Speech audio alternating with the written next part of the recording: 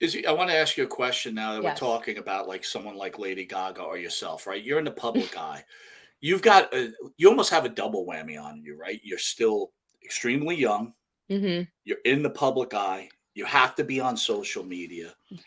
What kind of pressures do you go through with your body, right? I'm Mhm. sure people are like, no matter what you try, it's like they're either trolling on you or I. Mhm. Jimmy and I speak about this all the time. Men and women and wrestlers, in fact, we'll just use wrestling. They've got to keep themselves in such great shape, and the minute Yeah. something slips, it's like the attack. And then for a woman, it's even worse, right? And it's Mhm. like, how do you handle it at such a young age? I can't imagine like not melting down, you know? I've had plenty of those moments, and I hate to say that I have had those moments, but I think it's completely natural.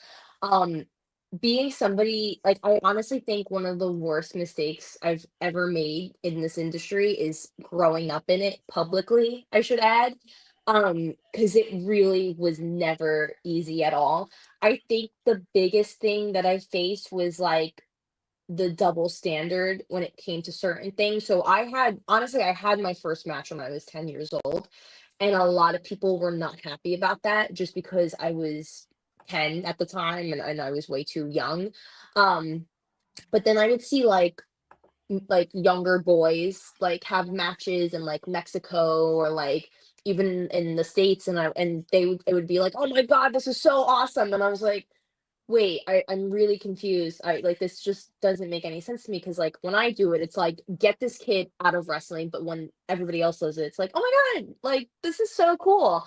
Um, so I think that was always the hardest part, and sometimes I do struggle with that even today. Um, but I have a really good support system at home with my parents. I have an amazing therapist. She's awesome. Kimberly, shout out to Kimberly. And I just have like really great friends too that just kind of ground me.